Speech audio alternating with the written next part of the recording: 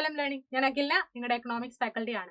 ഇപ്പോൾ +1 public exam ഒക്കെ കഴിഞ്ഞ് എല്ലാവരും വെക്കേഷനിലാണ്. പക്ഷെ നമ്മുടെ +2 ക്ലാസ്സുകളൊക്കെ സ്റ്റാർട്ട് ചെയ്തിട്ടുണ്ട്. നമ്മുടെ യുവ ബാച്ചിലാണെങ്കിലും നമ്മുടെ ചാനലിലാണെങ്കിലും +2 ക്ലാസ്സുകളൊക്കെ അതിഗംഭീരമായിട്ട് മുന്നോട്ട് പോയിക്കൊണ്ടിരിക്കുകയാണ്.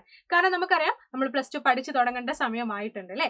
അപ്പോൾ മിസ് ഇന്ന് വന്നിട്ടുള്ളത് വളരെ പ്രധാനപ്പെട്ട ഒരു കാര്യം, നിങ്ങൾക്ക് എല്ലാവർക്കും അറിയായിരിക്കും, പക്ഷെ ചിലർക്കൊക്കെ കൺഫ്യൂഷൻ ഉണ്ടായിരിക്കും. അപ്പോൾ നിങ്ങളുമായിട്ട് ഈ കാര്യം ഒന്ന് ഡിസ്കസ് ചെയ്യാൻ വേണ്ടിയിട്ട് വളരെ ബ്രീഫായിട്ട് നിങ്ങൾക്ക് ഒരു ഐഡിയ തരാൻ വേണ്ടിയിട്ടാണ് മിസ് ഇന്ന് വന്നിട്ടുള്ളത്.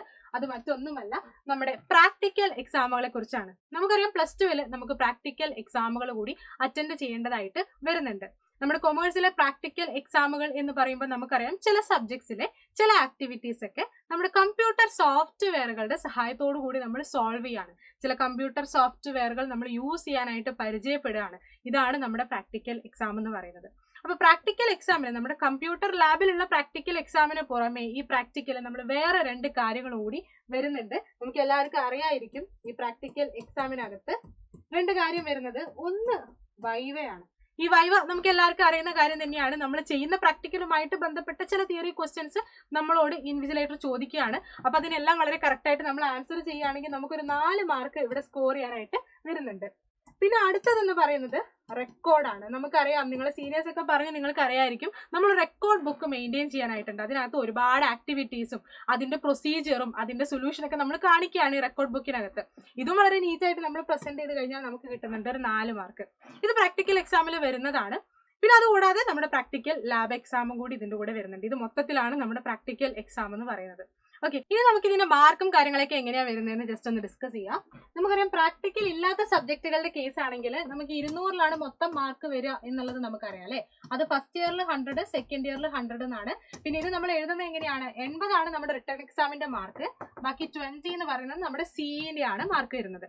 ഇനി നമുക്ക് പ്രാക്ടിക്കൽ ഉള്ള സബ്ജക്റ്റിന്റെ കേസ് നോക്കുകയാണെങ്കിൽ 200 തന്നെയാണ് മാർക്ക് വരുന്നത്. പക്ഷെ ഫസ്റ്റ് ഇയറിൽ 80യും സെക്കൻഡ് ഇയറിൽ 120യുമാണ് നമ്മുടെ മാർക്ക് വരുന്നുണ്ടായിരിക്കുക. ഫസ്റ്റ് ഇയറിൽ നമുക്കറിയാമല്ലേ നമ്മൾ എങ്ങനെ എഴുതിയത്, 60 ആയിരുന്നു നമ്മുടെ റിട്ടേൺ എക്സാമിന്റെ മാർക്ക് വന്നിരുന്നത്, പിന്നെ 20 CE ആയിരുന്നു അല്ലെ. ഇനി നമ്മുടെ സെക്കൻഡ് ഇയറിൽ ഈ 120ന്റെ കേസിലേക്ക് നമുക്ക് വരാം. ഇതില് 120ൽ 60 ഉറപ്പായിട്ടും നമ്മുടെ റിട്ടേൺ എക്സാമിന്റെ മാർക്ക് തന്നെയാണ്. പിന്നെ 20 എന്ന് പറയുന്നത് നമ്മുടെ സിന്റെ മാർക്കാണ്. പിന്നെ ബാക്കിയുള്ള ഈ 40 ആണ് നമ്മുടെ പ്രാക്ടിക്കൽ എക്സാമിന്റെ മാർക്ക്. അപ്പൊ പ്രാക്ടിക്കൽ എക്സാമിന് നമ്മൾ 40 മാർക്കാണ് വരുന്നത്. അപ്പൊ ഈ മാർക്കിന്റെ കാര്യങ്ങളൊക്കെ എല്ലാവർക്കും ബ്രീഫായിട്ട് ക്ലിയർ ആയിട്ടുണ്ടാവുമെന്ന് വിചാരിക്കുകയാണ്. ഇനി നമ്മൾ നോക്കാൻ പോകുന്നത് കൊമേഴ്സിൽ ഏതൊക്കെ സബ്ജക്റ്റിലാണ് പ്രാക്ടിക്കൽ എക്സാം വരുന്നത് എന്നാണ്.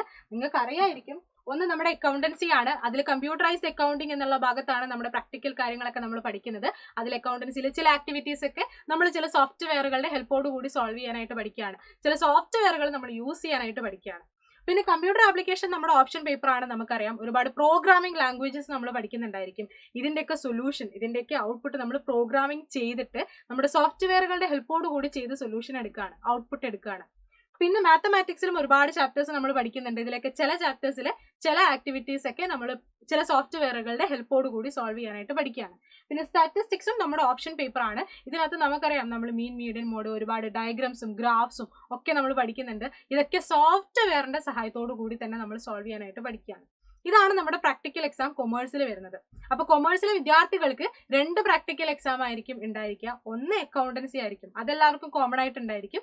പിന്നെ വരുന്നത് ഓപ്ഷൻ പേപ്പർ ആണ്, അത് ചൂസ് ചെയ്തിട്ടുള്ള മക്കൾക്കായിരിക്കും. ഇതിൽ തന്നെ പൊളിറ്റിക്കൽ സയൻസ് ഓപ്ഷൻ പേപ്പർ ആയിട്ടുള്ള വിദ്യാർത്ഥികൾക്ക് ഒരു പ്രാക്ടിക്കൽ എക്സാം മാത്രമായിരിക്കും, അക്കൗണ്ടൻസിയുടെ പ്രാക്ടിക്കൽ എക്സാം മാത്രമായിരിക്കും ഉണ്ടായിരിക്കുക. അപ്പൊ അത് പ്രത്യേകം ശ്രദ്ധിക്കുക. ഇതാണ് നമ്മുടെ കൊമേഴ്സിലെ പ്രാക്ടിക്കൽ എക്സാമുകളുടെ ഒരു സിറ്റുവേഷൻ. ഇപ്പൊ ബ്രീഫ് ആയിട്ടുള്ള ഒരു ഐഡിയ നിങ്ങൾക്ക് കിട്ടിയിട്ടുണ്ടാകും.